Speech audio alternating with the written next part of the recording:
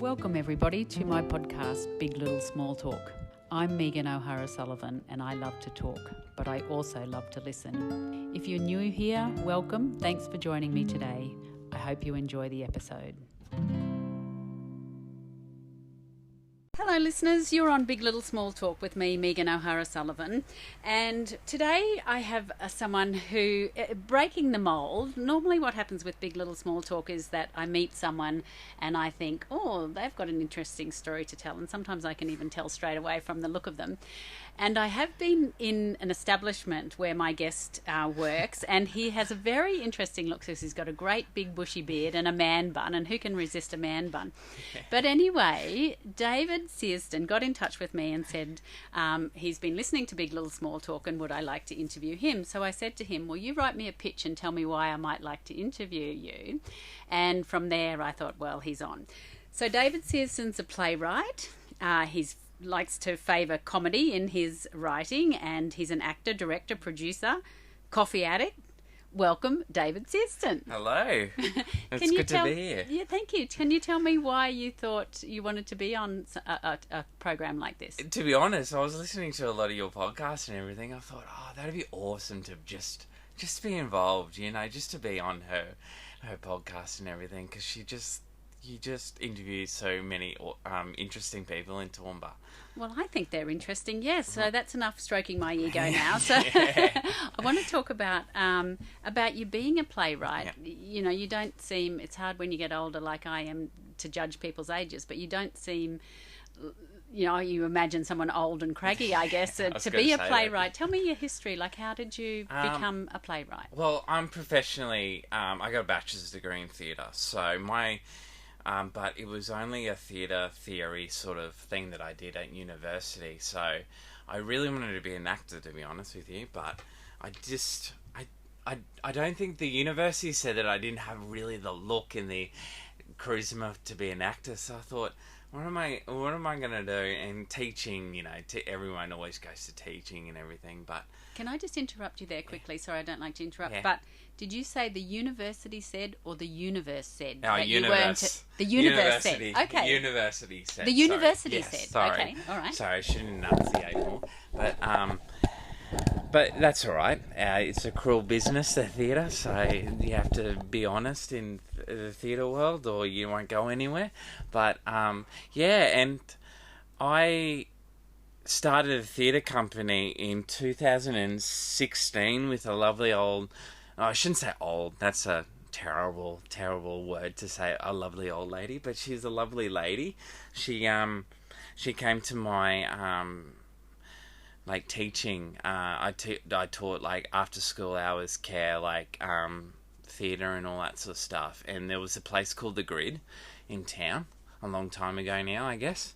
And she came and she said, "Look, I'm a playwright, and would you be interested at all to read my plays?" And I said, "Oh, yeah, sure, I'll give it a go." And I thought, oh, I'm just going to read some sort of like, just these plays that just some sort of person's just going to, you know, and I fell in love with it, and we started this theatre company where we took locals on any ability and anything and they just performed at the Empire Theatre and stuff, and we absolutely loved it. Everyone absolutely loved to do that with us. And unfortunately, she got sick, and I didn't have access to her plays, and I didn't have the money to go and get other people's plays, you know, because you have royalties and all that sort of stuff. And I thought, maybe I should just give writing a go. So I did. And I wrote a play called The Friend Zone. And my ego got stroked a little bit because it was very successful. And I thought, you know, this is fun. So I just started writing and my career's just gone up and up. So David, what was The Friend Zone about, and how do you go from writing it to performing it and producing it and having it, getting a venue and all of that? Yeah, so in 2016 I wrote The Friend Zone. So at that time I was single and on the dating scene and everything, and I thought, a lot of girls and a lot of people are just getting like ghosts or put in the friend zone and everything. And I thought that'd be so funny to write a play about that sort of stuff. You better explain to me and the listeners what ghosting and what the friend zone is. All right. Yeah. So ghosting is basically talking to someone for a while and all of a sudden just stop talking to them with no explanation whatsoever. But that's on the phone, isn't it? Or texting. It's not just talking to them in person and then suddenly you pull up mid-sentence and you're not talking to them anymore. Yep. So that's ghosting. Right. Putting someone in the friend zone is like saying that they're just a friend to me. Yeah. Wow. What's worse, do you think? Is it getting ghosted or getting put in the friend zone? I think it's getting put in the friend zone because you still have contact with that person because that person just says, oh, I just consider him as a friend, and then they just still like talk to you and everything and then treat you like a friend when you know that you got a romantic attraction to that person. And that's what the play's about. Oh. It's just about unlucky SOB just is unlucky with love, and he just really loves this person, but she just considers him a friend. Yeah. So that would be a very millennial play, I'm thinking. It is. Yeah. It is. So you were going to tell me about how you go from writing it to getting it produced and play and the actor playing. Yeah. So you start writing it, you start writing notes, and you start like jotting down. This is what I did at the start because I didn't have any formal training on playwriting at that stage because when you do a theatre degree, it's not how to write a script, it's how to analyse a script and how to do all that sort of stuff. That's more English literature stuff. So I had no experience on how to write plays. I just knew what the format and all that. And I just thought, okay, it's just a conversation. So I'm just going to have conversations and it's just scene by scene sort of stuff. I know what to do. So I just started writing the play, and I had no plan whatsoever on this. And usually when you're at a playwright, you sit down and you just say, okay, this is what I'm going to do scene 1, this is what I'm going to do scene 2, and so on. But I didn't. I just started writing it and everything, and I came up with the first draft, and I thought, okay, what next? And someone told me you have to take it to a group of people, and they'll read it, and then you know what it sounds like because there'll be different voices in the room and you'll hear everything. So we did, and then there was a lot of editing after that. So a lot of process goes on there, and a lot of people giving me opinions and all that sort of stuff. So I went back and rewrote the script, and then it came to the pitching. So I pitched it to theatre companies and theatres and everything, and some of them liked it, some of them didn't, but it was awesome because there's a program that the Empire Theatre does called Homegrown, where they nourish and this like independent artists and stuff, and they give them a time in a theatre in the theatre space at the Empire Theatre. And I thought this is perfect for me because I'm a first timer, and the Empire Theatre's just giving me a space to perform this. So and they gave us a performance, and I just got actors, local actors and everything, and we did it. And because it was my family and friends and the Toowoomba public just loved it so much, my ego got stroked a little bit more, and I thought, oh, okay, maybe I'm doing something right. And I said, okay, I'm going to go over to New York and see if I can make this work. I'll make this play work and everything. And I got so much interest in New York from just this play that it was just surreal and everything. And what turned into like a month in America turned into 3 months. So, yeah. David, that's a big leap, though, hey, from the Empire Theatre in Toowoomba to saying, I'm going to go to New York. So when you rocked up in New York, did you have any, like, introductions or any leads, or Where did you go to? Well, a funny story you say that, because I turned up to New York at about, I don't know, God knows what time it was. It was pretty late, and I actually had no plans whatsoever. I knew where I was. You know where you're going to stay, and that's all you know. That's where I just knew I was going to stay somewhere. But I knew as soon as I get over jet lag, I'm going to go and knock on doors and do whatever it takes to get. And I just did that. I was just bold and just talk to people that the power of social media and everything too. So I just joined communities on Facebook, like on pages on New York artists and all that sort of stuff. So I just did that and just had conversations with people at Starbucks and everything, and they said, oh yeah, you should go to this place, and I said yeah. And all of a sudden, through all that sort of stuff, I sat in on a Broadway rehearsal. And did anyone take up your play? Yeah. Or No. So what happened was that the Friend Zone did get some interest, and I did get some actors that performed it and everything. But it happened a couple of years later. I approached a New York producer over via Instagram of all places, and I gave him another one of my plays called Love Is Hell. A very serious play, actually, and he liked it so much that he said, okay, we're in a pandemic at the moment, so this is 2020. There's no theatre happening in New York, but what we can do is a lot of people are doing interactive theatre, so no audience in there, but it's all online and everything. So, and that's what we did. Right. We had a show in a theatre in New York. There was no one in the audience, but it was broadcast live on the internet and everything.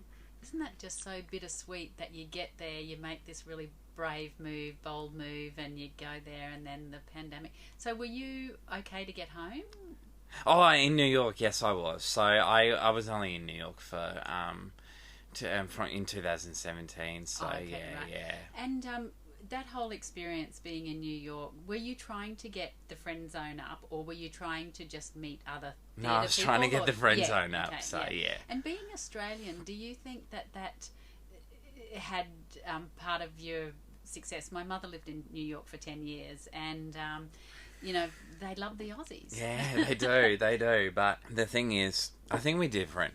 I think our humour's different and everything as well. So with comedy and stuff, I think that the humour's different. And for some reason, Americans just love us so much, as you said. So I can't put a finger on it. Maybe we're just blessed. I don't know. I don't know what it is. I was listening to an interview with Eric Bana this morning, because he's got a new movie out, or a sequel to the Dry. I think, I can't remember what it's called, but he was saying you don't see Australians and Australian voices and hear Australians on the international stage. Yeah. There's international actors like him, but he's always doing an American accent or something. So to be able to do it in your own accent, with your own humour, it's a unique thing, isn't it? Yeah, and I understand. But I was just thinking about what you just said. It's just a lot of Americans like to have their way, and I was doing the Love Is Hell.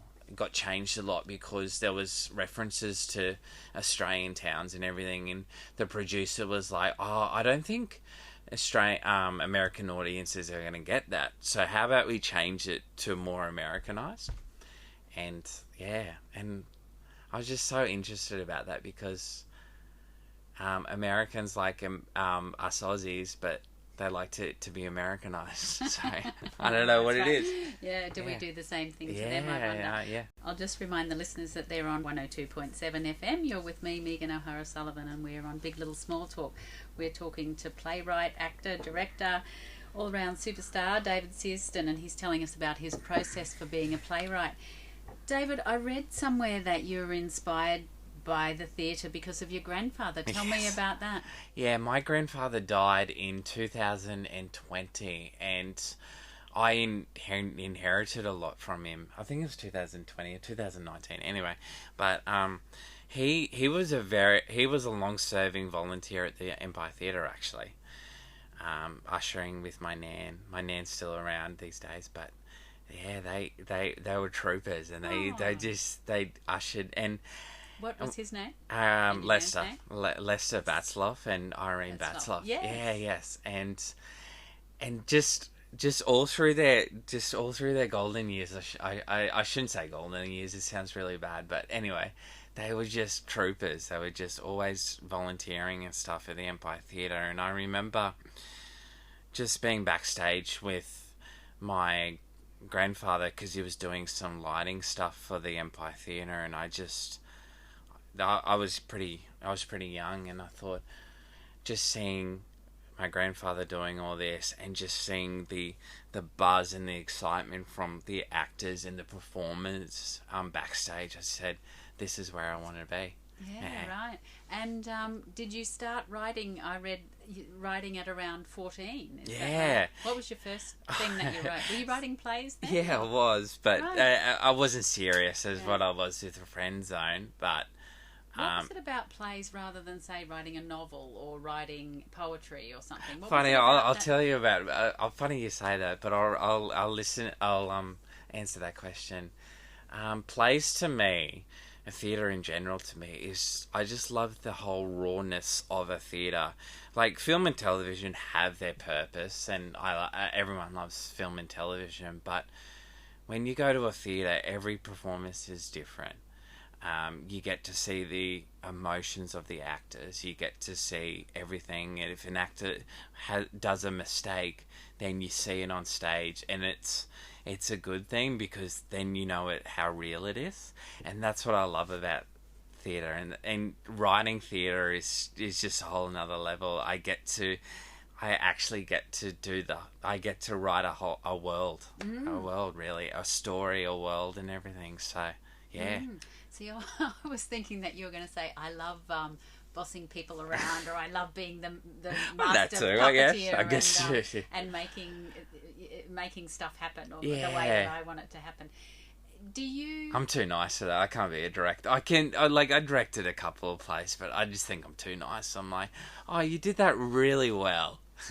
But directors are not really like that. Right, yeah. Well, tell me about that. Like, you have to be quite brutal, I would imagine. Yeah. The beauty about being a playwright, you write the script and you give it to the director, and then the director takes over and all that sort of stuff. But the bad thing about the director is he's the boss. He has to do the long hours. He has to do everything. He has to make sure that everything's polished and everything's perfect for performance night and everything. So he's constantly thinking about this. The playwrights just wrote the script and handed it over. So they've done their thinking. They've done it. It's all done. That's interesting. So tell me, what are the elements of a good play? Is that too hard? Because you were talking before about the format. Yeah. So is that the same thing, or? I think so. I tend to change my format play after play, but it's like how long is a piece of string with a theatre play? Because you can just have some person sitting on a seat for 2 hours and just not saying a lot of words, and people think that that's probably the best performance they've ever done. But other people, I know, you're just, and they go, oh, that's so artistic. But I can remember going to, we used to go to the Little Butt Theatre in Brisbane a lot, and going and seeing a performance of Gilgamesh. Gilgamesh, oh dear. Yeah. You might have thought that was wonderful. Sorry, I interrupted you. No. So the elements of a good play. You're right. It changes, because you can have a really wordy script. You can have just full on stage directions of just every single thing, or you can have a script that's just got no stage directions. It's just or just a stage direction of one word or something. It It's just how the playwright is thinking at that stage of like, this is what I want my play to be like. And how do you feel if the interpretation hasn't been what you had in your mind? I actually talked to a playwright about this. I said, so how would you feel if your play, you went to the first show and everything was wrong about your script, and they said, pretty upset. And I said, maybe I'm just not doing this properly, because I'm still grateful that my plays are being performed, even if I've been doing this for 8 years and everything, I'm still performing. But a part of me would probably be really heartbroken and hurt, because I didn't get permission. Like, no one asked me permission to do these changes and everything. And I guess it's a sort of copyright thing or something. I don't know what it is, but. So walk me through sort of like a typical day of you writing. Like, do you, in your mind, when you're writing down occupation, do you write down playwright? I wish I could. I wish I really could. I wish like, of the forms and stuff, you could write writer or playwright, and people. Why can't you? Well, because I don't know. I could, but I mean, I guess society thinks that an occupation is we get paid for it regularly. So, do you write because you sort of have to, or it's there, or you just struck by inspiration, or how does that all work? It's waking up at 2:00 in the morning and having an idea in my head and quickly writing down. It just comes to me, or waiting to go to work, and I'm thinking, okay, that might be a good play and stuff. But I have in my mind now, if I have an idea for a play, I always say to myself, would people actually come and see this play? And that's what I always do with my ideas in my head now. I said, is this relevant? Is this going to sell tickets? I know that creatives shouldn't think about that, but then I think that I really want my plays to matter. And I really want people to actually come to my shows and everything. And if I have just this weird sort of idea and I start writing it and it doesn't go anywhere, then that's fine to me, because I know that I've done my writing. Because I feel depressed if I'm not writing and everything, and it sounds really bad, but that's where I'm happy, is when I'm doing my writing, even if it's like just scribbling down notes or anything. It's just I don't know why it sounds bad. I think it sounds wonderful. Yeah. That's what I mean. Like, do you feel sort of like you're driven to do it? Yeah. I am, and I love it. I love that I'm still driven after 8 years. I love it that I haven't got bored with it. I'm loving that I'm finding new ways to get inspiration. I'm loving that I'm still making plays. I'm writing plays and everything. And I just, and I'm excited.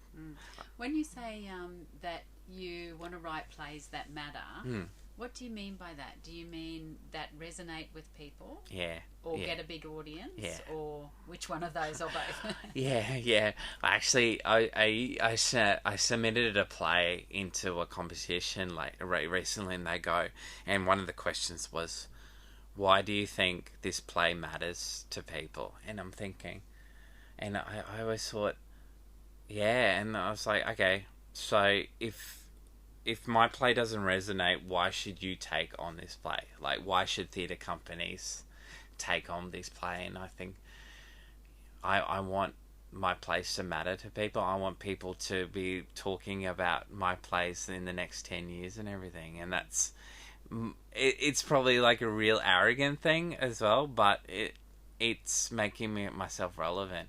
It's making myself relevant in today's society and everything, and making my goal as to become a writer full time too. I guess when you were talking before, are we talking about the big existential sort of type of thing, or are we talking about shows like Seinfeld and Friends, they mattered, and they were shows about nothing. Nothing, Do you I know, what yeah, I mean? I know. So what, does it have to be some... Yeah, I understand. Yeah, Steinfeld for it was a show about nothing and everything, but has it stood the test of time? I think it has. Yeah, and that's what I want my place to do. Stood the test of time, like Shakespeare stood the test of time after 500 years. I mean, I'm not going to be the next Shakespeare. I'm not going to say to your audience that I'm the next Shakespeare and everything, and you guys should all bow down to me and stuff. But I'm not going to say that. But I just want my place to stand this test, and be relevant in the next 50 years or something.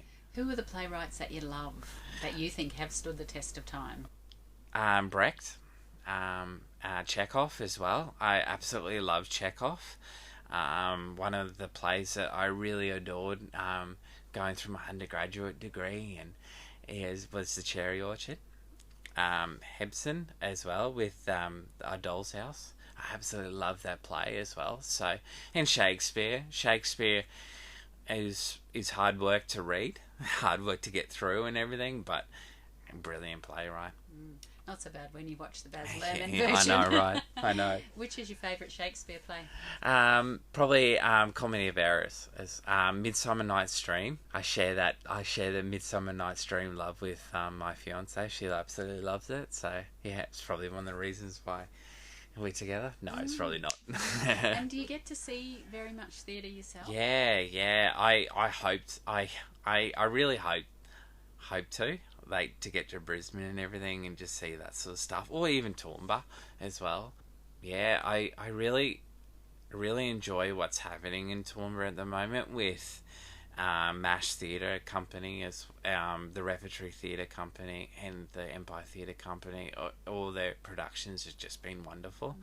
Do you try and go to anything that's on, any live theatre? Yeah. I actually went and saw Chicago recently. They had the QPAC, and that was brilliant. I was going to ask you, what's your view on musicals? Yeah, okay. How does that fit into the play, live theatre? Yeah, it's got its place, and musicals are the big money maker. They're the I guess we should say the younger sister, the person that's like everyone's just loving at the moment. I just can't remember the word. I'm trying to think of the word, but the style at this time and stuff, and everyone's just enjoying. But so is that something new, do you think, musicals? Because I've never been a really big musical fan, but I think I've told people, it's a bit like saying you don't like kittens and you don't like babies. If you say you don't like musicals, you're really on the outer. But are musicals enjoying a real sort of resurgence? Yeah, I think so. And I think Disney has a big influence on that as well, because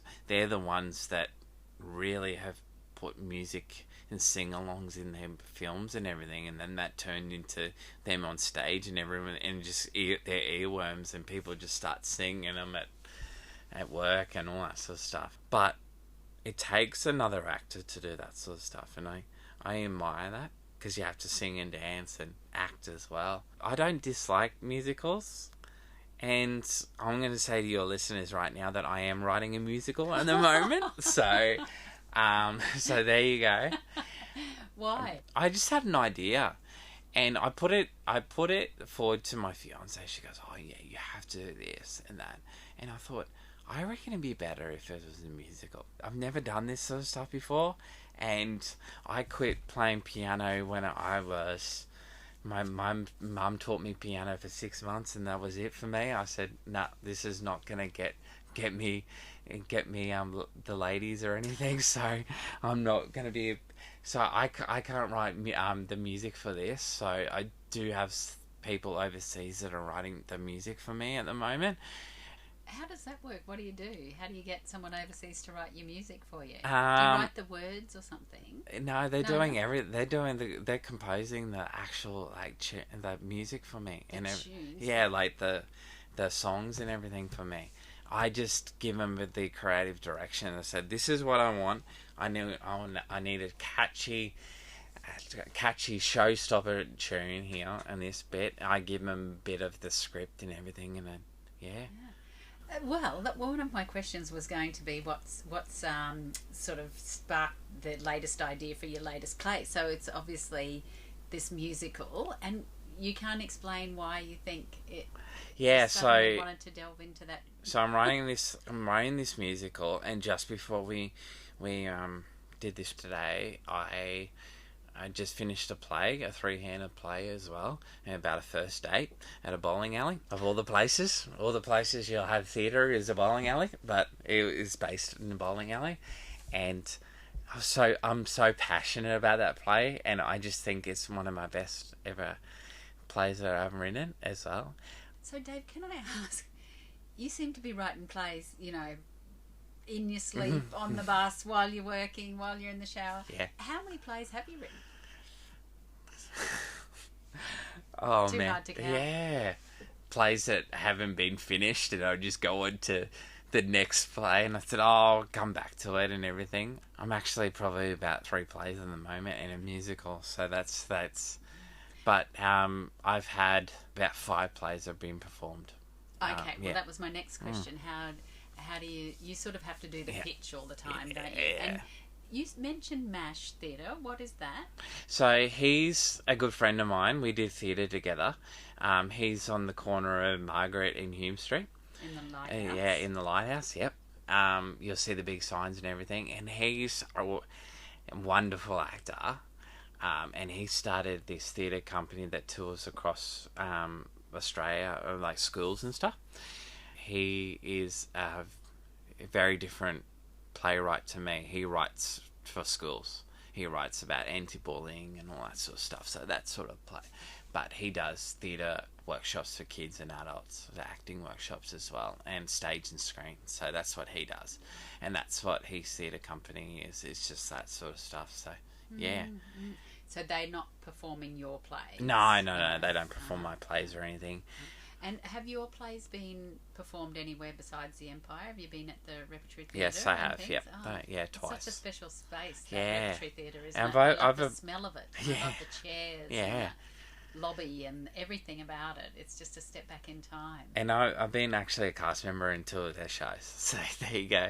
And I had a play called Desire there, performed there, as well as another play as well. Wonderful. David, tell me about your childhood and where you grew up. And you mentioned that your grandparents were diehard volunteers at the Empire, which is such a lovely story. Yeah. That's a real sort of legacy of theatre, isn't it? So you grew up in Toowoomba? Yeah, I was born and raised in Toowoomba. I went to St Mary's College and did my university degree at the USQ as well. And have you got brothers and sisters? Yes, I do. So I got an older brother and a younger sister. So my younger sister lived in Sydney for 10 years, and she's just recently moved back up to the sunny coast. She's a big city girl as well. So are they creatives yeah, as well? she was. That's why she moved to Sydney. She was a dancer, so she got in to a very prestigious dancing school in Sydney, and unfortunately she had to quit it all because she hurt her back really bad. So she's fine now, but yeah, she's doing really well in marketing and everything. And my brother's just a family man, but that's nothing bad about that. He's a very good artist though, so we're all creative. So your parents, I read somewhere that your father was a coal train driver. He still is, yes.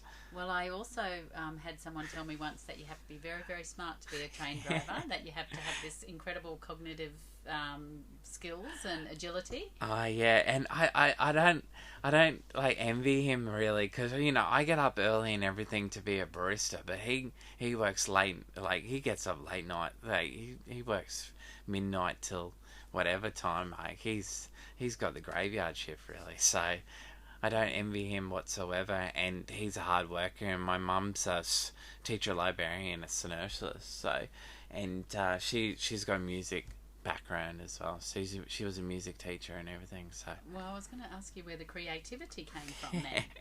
Yeah. Obviously from your mum, do you Yeah. think? Yeah, I think so. Yeah. I was going to ask you about being a boy and being a creative when you're at school. Was that difficult, or you had a space? People it was difficult, but the thing that I was blessed about was that I'm passionate about sport as well. So I'm a diehard. For 25 years, I've been a St George Dragon supporter, so I've had a lot of heartache in my 25 years, but and I get my sporting love from my dad, so that's something that I guess you could say that got me through an all-boys school. High school was that I was a sport. I was a creative, but also sport. But I'm a creative. I'm probably 70%, 60% creative to a 40% of sports. So Yeah, but you could hold your own. probably 80% creative to 20% sport. Like I wanted to be a cricketer, but I wasn't very good at cricket. Tell me about being on Toowoomba's Most Frugal Bachelor. Oh, that, What was that yes. And before the first episode we filmed it, I tried to back out of it because I met my fiance at the time. So what was it? What was the premise of the show? And They sounds like a bit like Married at First Sight or something. it was a bachelor. It was just like, you know, the Bachelor and stuff. It was just some sort of fun advertising. So you got chosen. Yeah, And I didn't get chosen. I was the production company that was doing it was friends of mine, and they asked me, and yeah. And so you said yes, and then you met your fiance. Yeah, before the show, right, before the first episode. So were you supposed to be legitimately single, or? Yes. So what did you do then? They told me at the start of the series, you guys didn't know about this. It's probably like they said you can't win, and I said yeah, I didn't want to win anyway. So they made up a story. You're telling me those things are orchestrated. Yeah. What do you mean? So we made up a storyline to say that this is what's going to happen and everything. So right, and I get eliminated pretty much.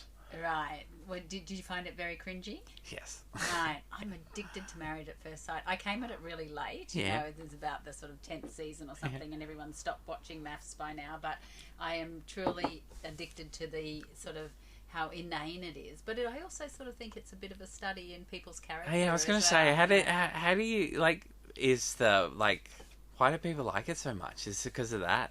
Well, you know that it's all orchestrated, or not all orchestrated, but you do see sort of it's the build up of the relationship, and then kind of the falling away, and how different people are to what they are on paper, I guess. Yeah. Now, another thing that I really love that you and I might have in common is, do you really love wrestling, or do you only love wrestling memes? I was just about to tell you about that sort of stuff. Like, funny, because you're talking about reality shows, and like, everyone just loves them so much and everything, and get hooked about it. But I've been a wrestling fan since my grandma let us watch it when we were 8 years old. So there you go. Yeah. So, and people go, you know, it's fake, and I said, yeah, I know it's fake. I'm not stupid. But it's kind of not fake too. Yeah, but we get hooked on the storylines. We get hooked on the emotion. The superstars. I should call them superstars, not wrestlers. They go through and everything, and the trash talk and just everything that it's a reality show on steroids. And well, there's the Atomic Wrestlers, who are a Toowoomba company. Have you seen them wrestling? We went and saw the wrestling out at the show at the racing race course out at a couple of, I don't know, maybe a year ago or something. That was brilliant. So, I remember seeing the poster for that, and we really wanted to go, but I saw the poster at a time, and I said, oh, I wish we weren't doing this and that. I really, because we already had plans and everything, but it was fabulous. It was the best $15 I think I've ever spent. So if you ever get a chance to go and see Atomic Wrestling, there you go. Yeah, bring it back. Yeah, bring it back. I think they do come back. Yes. Yeah, I hope so. Okay, David, I'm going to ask you some questions. Yep. You can be as honest or as reality TV as you like about them. What's your favourite quality about yourself? That's a very hard question, because I mean, I think it's that I can talk and open up to people, and I can have a conversation with someone and everything. I'm just really outgoing, and I owe that quality of going to America by myself, and just opening myself up and everything. And I think that's a really good quality that I have, that I can actually have a conversation with a stranger or like a person that I've just met. And would you call it being good with the small talk? Yeah, I reckon so. Yeah, Don't you reckon? Yeah. Okay, what's something that makes you feel unstoppable? It makes me feel unstoppable. And it can't be any substances, put it that way. Coffee. I think coffee makes me unstoppable. Like, I could take a sip of coffee and I'm like, I'm alive again, pretty much. That's what I take that first sip of coffee and I'm like, that's it, I can do my day. What about your sort of your love for your writing and things? Do you think that burns a fire in you? Yeah, and when I write a good monologue or I write a good line, I'm like, yes, I'm really digging this right now, and I'm just get really excited. It's the smaller things that I do in my writing, I'm just get really excited about. Yeah, that's great. What about in 3 words, I am? What are the 3 words you'd use to describe yourself? Well, fearless. Fearless? Yeah. Oh, I like that. Energetic. And ambitious, I think. Yeah. Oh, couldn't get any better. Yeah. Ambitious, yeah. Well, wonderful. Fearless came to my mind straight away. Before you even like finished that sentence, I was like, fearless. I'm fearless. Wow, that's great, isn't it? Fearless, yeah. When you say you're ambitious, you know, what's the dream thing that could happen? You've got to play on Broadway, or, you know. Yeah, yeah. Or I can say that I'm writing and getting money to be a writer. And yeah. Well, this is probably a bit redundant, this next question, because I've got, would you call yourself brave? I reckon someone who calls themselves fearless, they've got to be brave.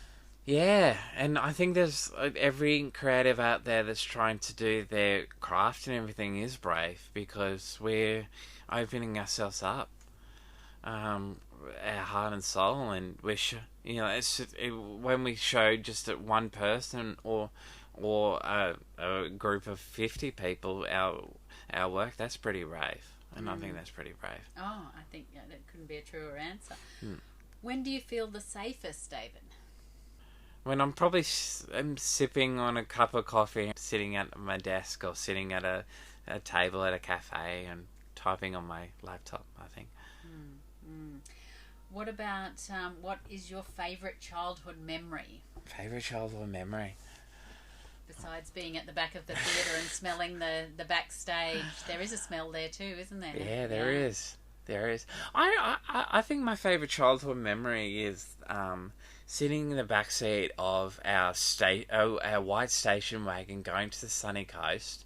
It's crammed in because I had to be in the middle, because the middle child and everything, and listening to a tape, Mum and Dad's greatest hits of Smokey. I think that was living next door to Alice. Yeah, for sure. Oh, I'm with you. Yeah.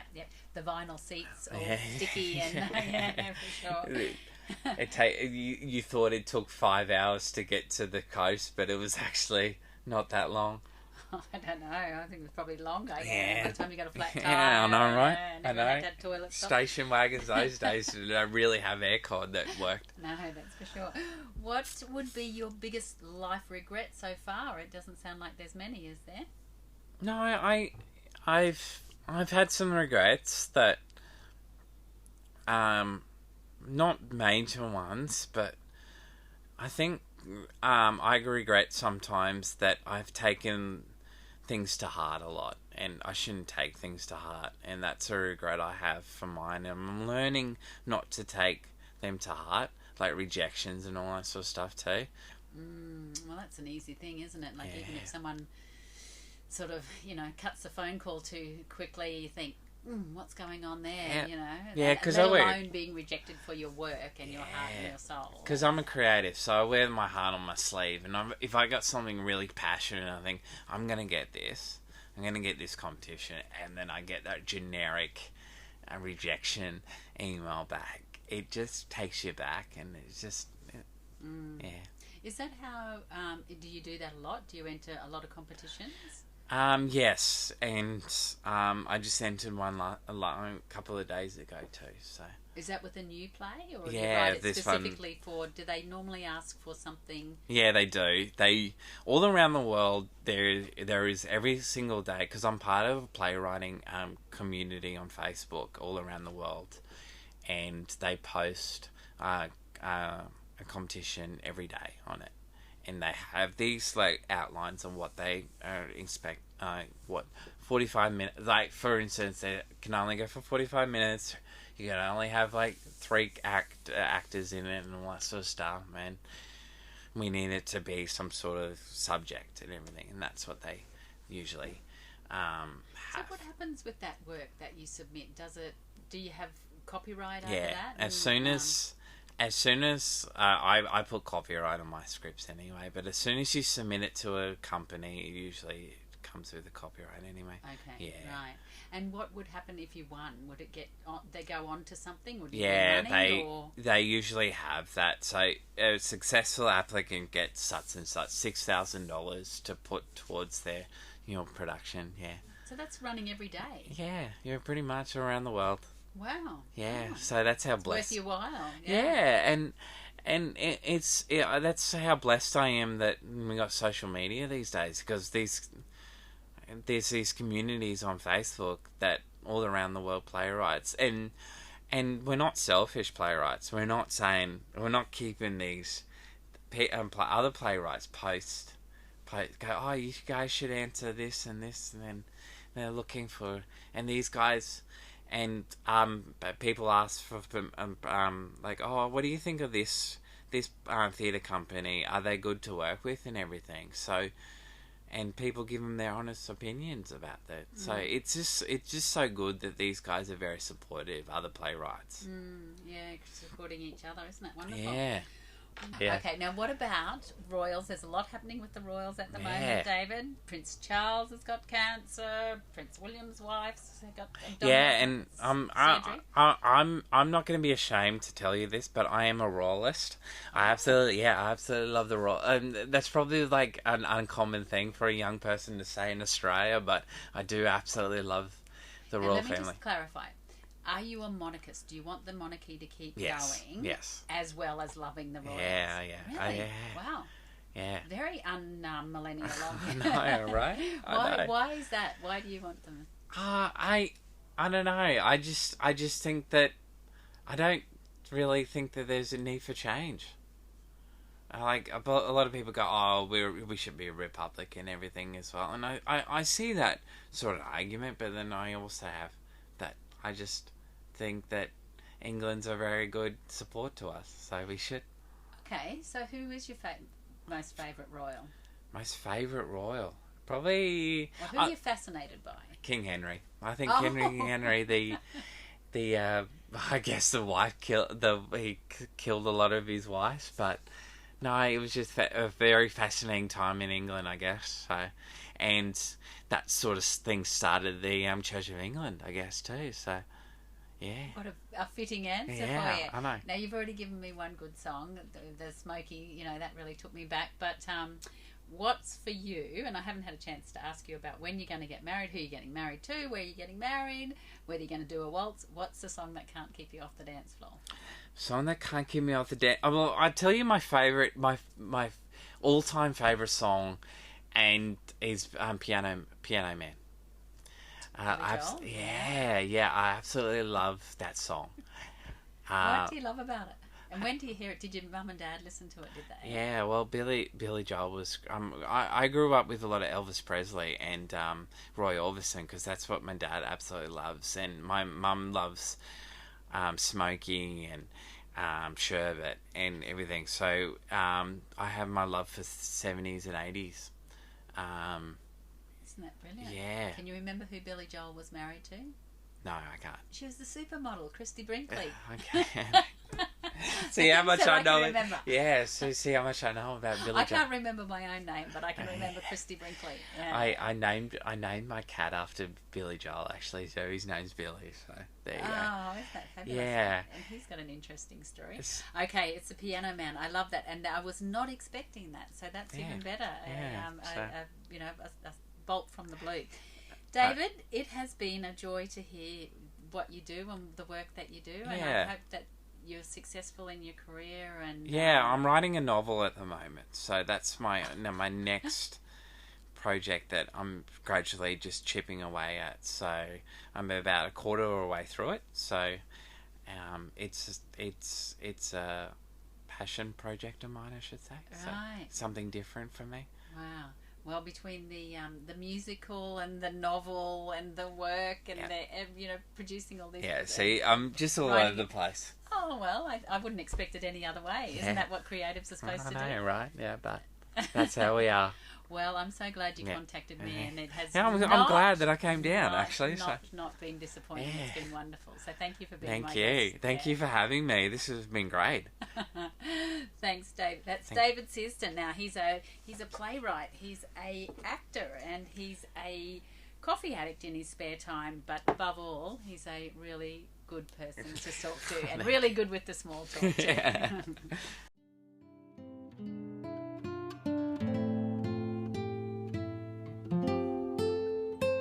That's it for this week. Thanks for joining me on Big Little Small Talk. I hope you can make the time to join me next week. If you've enjoyed this episode, please subscribe on your favourite podcast app.